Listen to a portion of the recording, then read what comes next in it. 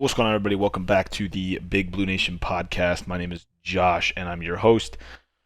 And today, we got a big one for you here as we gear up for March Madness. The March Madness tournament here on the horizon, here starting tomorrow with the first four in tournament style thingy, my bobber, that we got going on there.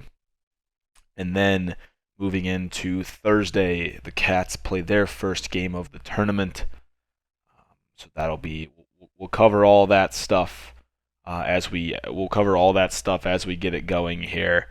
We'll cover the SEC tournament as that was a very interesting thing there. But so let's start off with the first game that we had in the SEC tournament against the Vanderbilt Commodores. Not super great game. We did end up winning, obviously, 77 to 71. 77 to 71. Scottie Pippen Jr. shot 2 for 17 in that one. Not great. Not great for him.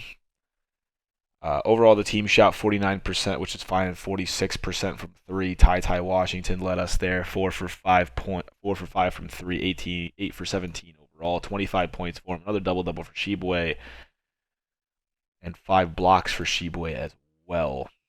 Toppin had 3 blocks, 10 points, 2 rebounds and an assist. Shot 5 for 6 from the field. Hit a lot of mid-range jumpers. Kellen Grady, not bad actually. 8 points for him. 2 for 3, 3 for 5 in total. Had 3 fouls, 2 turnovers. It was a very up and down game. The stats make it look a lot better than it was, but we didn't play that well. But then we move on to the absolute just destruction of Tennessee. We lost. It was a closer game, 69 to 62. But I think their biggest lead was about 13 points.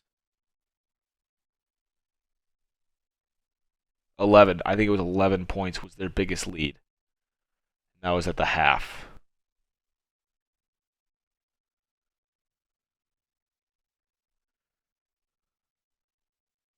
No, yeah, their biggest lead was 13 points. And then we really drew it back in, the closest that it got down the stretch with it was a 3-point game with about a minute 31 left, and then we just didn't score a single point after that.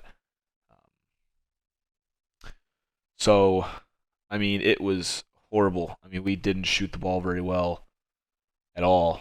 Our leading scorer was Keon Brooks, 4 for 4 from the line, 7 for 11 from the field. Tshiebwe had 11 rebounds. Just not good, man. Not good at all. If we take a look here, Tshiebwe had 13 points, 11 rebounds, 2 blocks, but he also fouled out. Kellen Grady was 1 for 8 from the field. His one make was a layup early on in the game. He was 0 for 5 from beyond the arc. Only 2 points for him and 2 fouls. Not great for Kellen Grady there. That was the big L right there. He couldn't get going. Davion Mintz, same thing, had 1 point, 1 for 2 from the line, 0 for 3 from the 3, and 0 for 6 from the field. Dante Allen had 1 minute, didn't record any stats. Lance Ware didn't have any points. Jacob Toppin also 0 points. I mean, we had 1 point from our bench. We had a starter that had 2 points. That's just not, that's not how we usually play, and that's just not good. Not great momentum going into the tournament, but hey, it is what it is. So, I'm not going to talk about that too long, but if we take a look here,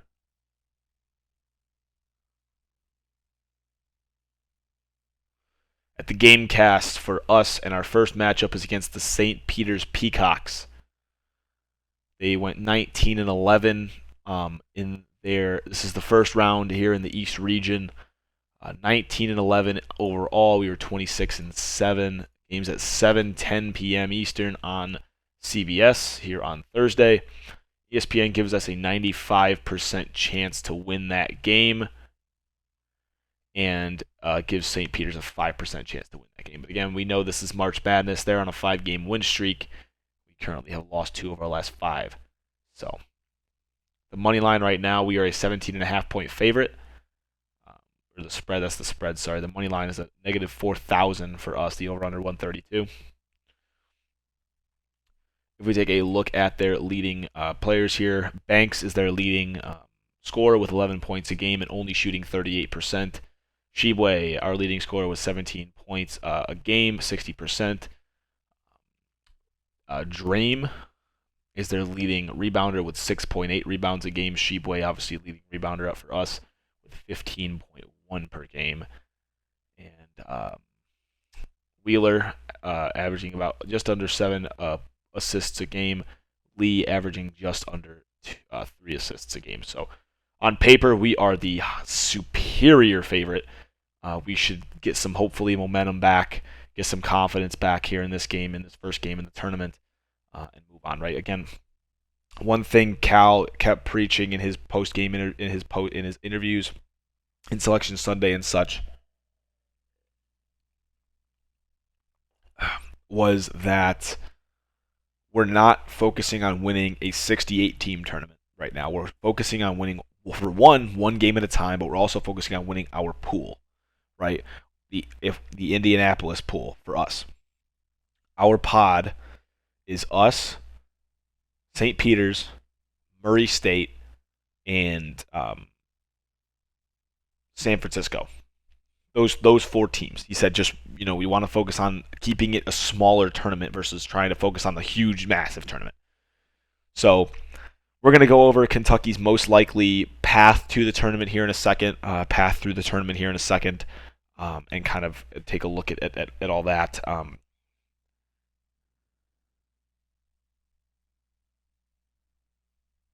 Sorry, I was reading a thing. So if we take a look at the bracket here, if I can bring it up.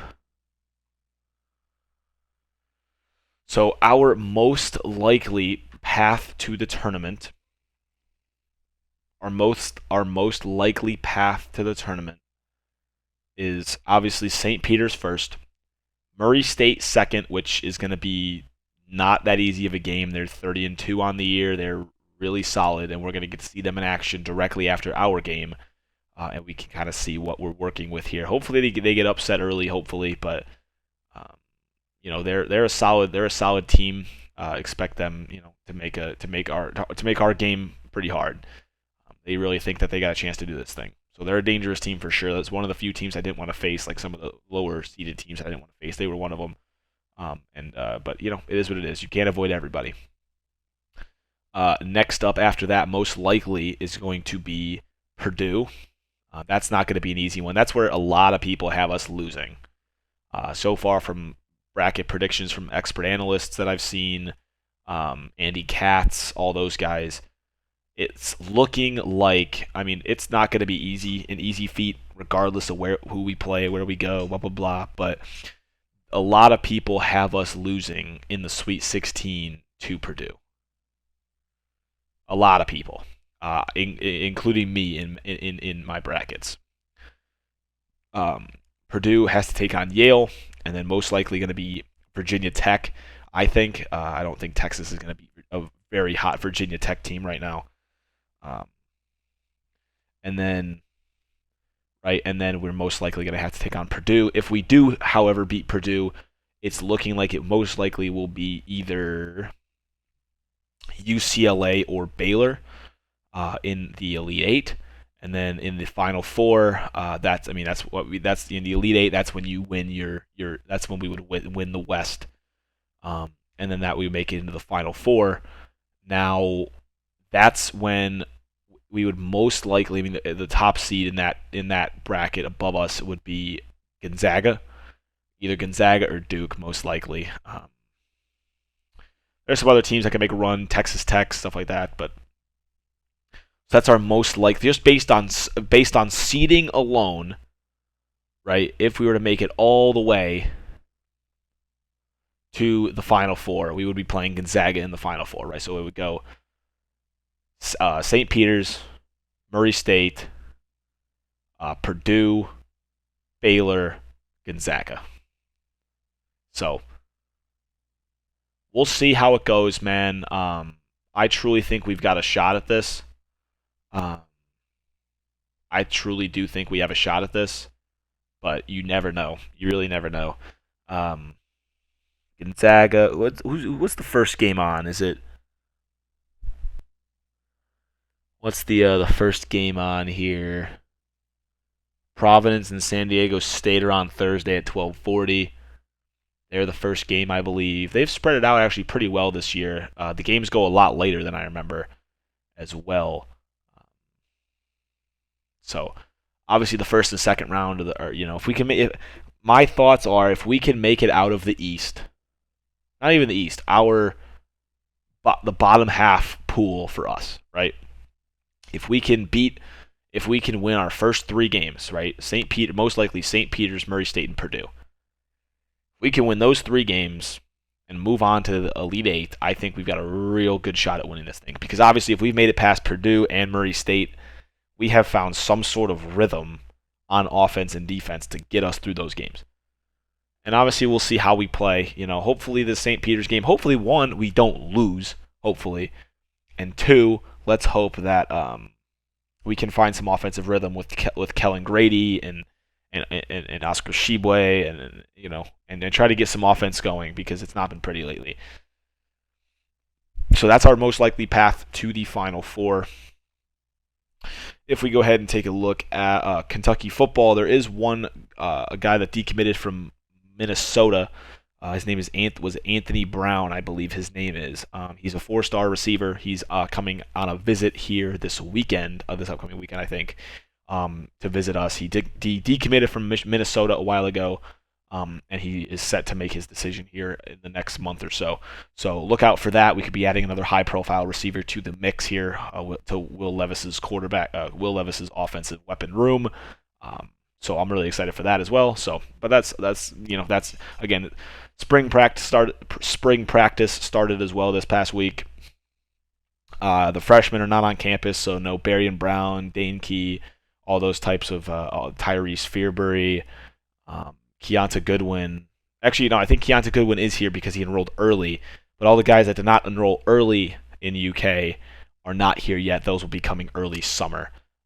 So that is that. But again, this is the time Will Levis, Tavion Robinson, to get some of those pieces going. So now that we got through that, let's go ahead and take a look at Kentucky baseball. The Kentucky baseball team played pretty well this past week. Winning had 5 games this past week and won 4 of the 5. Unfortunately, lost to Ohio University 8-9, but then beating Murray State 9-1. Beat Murray State 9-1. Beat High Point 14-3. Beat High Point 9-5, and beat High Point 4-3. High Point was actually up 3-2 in the bottom of the 9th, and we actually came back in that last game and scored 2 runs there. It was pretty cool. I was in attendance for 4 of the 5 games, but overall, solid game, right? But yeah, so upcoming this week is a full road trip, no home games this week. We have at Indiana University on Big Ten Network Plus. I might not even be able to watch that now that I think about it, because I don't think I have a subscription to Big Ten Network Plus. So that's kind of an L. Maybe we do. I don't know. We'll figure that out when the time comes tomorrow at 5 p.m. But yeah, we're playing Indiana University, who's also playing in the first 4 I believe, tomorrow as well. So, and then we play number 3 ranked Arkansas on the road Friday, Saturday, and Sunday. Whoo, Nelly, that's gonna be a tough one, man. hopefully we're playing Saturday afternoon, assuming we play Murray State there. But then, yeah, if we can come out of this week 3-1, I would consider it a big dub, and I think we should be ranked after that. We're still not ranked, even though we, as a team, what are we? We are 14-3 right now, and we start conference play this week. But we're gonna find out what we're really made of this weekend against Arkansas. You're gonna find out pretty fast when you head down to Fayetteville what you're made of. So I believe they're the reigning SEC champs as well. Either them or Vanderbilt. I can't remember. It could have been Mississippi State. I don't remember. Actually, I don't know. But they're a really, really solid team. They're number 3 in the nation. Ole Miss is number 1. Texas is number 2. But yeah, they are playing really well right now. Really solid team. If we take a look at their schedule, who they've played up to this point, baseball schedule. They played Illinois State, lost their first game against Illinois State, beat them twice, beat Indiana, lost to Stanford, who's number 6 ranked, 5-0.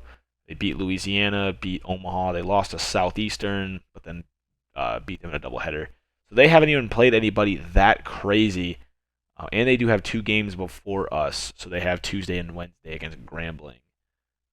They don't play anybody too good until until Mississippi State on April 1st. But yeah, they haven't played anybody too crazy except for Stanford and lost 5-0. So we will see how this goes. SEC play is really, we always do really well in non-conference play. 14-3. But it hits pretty hard when you play, 3 ranked teams back to back weekends. We have Arkansas, Georgia, then Ole Miss, and 2 of those are top 3 schools. So it's going to be tough if we can come out of this weekend. If we can come out of this week 4-1 or 3-1, I would be very happy. I think we would deserve a ranking there as well. So if we can make it to, obviously the College World Series is a big stretch, but who knows? You never know. This is sports, so we'll see how it goes, but that's that. If we take a look, we can take a look here. I didn't look at the baseball statistics last time around. If we take a look at statistics here. Also, Chase Estep won baseball's National Player of the Week award this past week, so congratulations to Chase Estep. Right now, he is batting .476. That's a strong .476. His OPS is 1.1 is 1.525.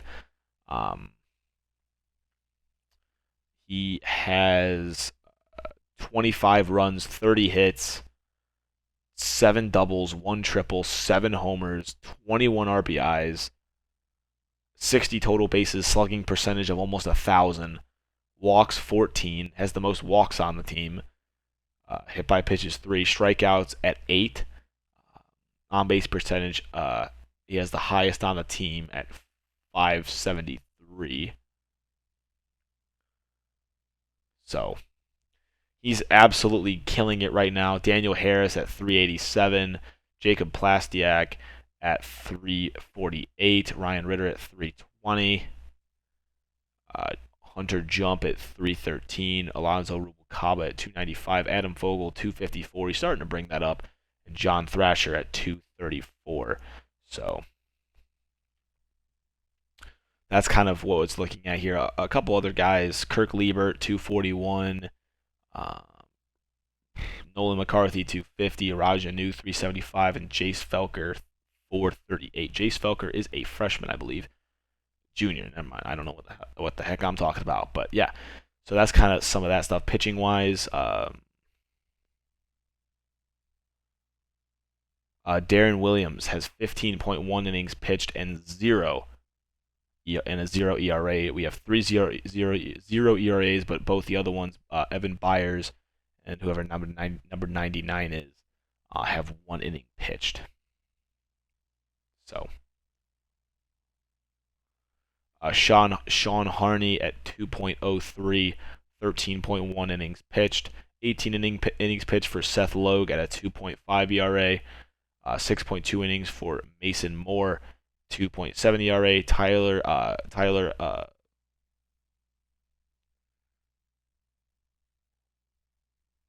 why am I struggling to say this guy's name?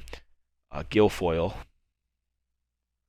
at 279. Tyler Bosma at 3.6.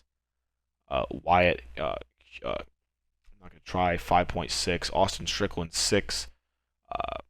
Magdiel Cotto had a no hitter going through 4 innings in the second game of the High Point series at 7.2.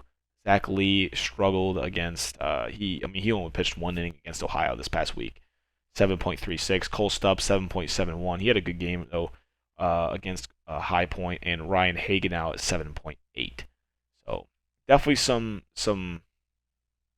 interesting guys there. Some people that we weren't really expecting. Mason Moore, but some guys like Austin Strickland, Cole Stupp, and Ryan Hagen now with some high ERAs at the moment. But that'll get down as the games go. But yeah, that's kind of that. That should do it for this episode of the Big Blue Nation podcast. I hope you guys enjoyed this episode. And let's go Cats here in the NCAA tournament. Let's see how this goes. I'll see you guys next week.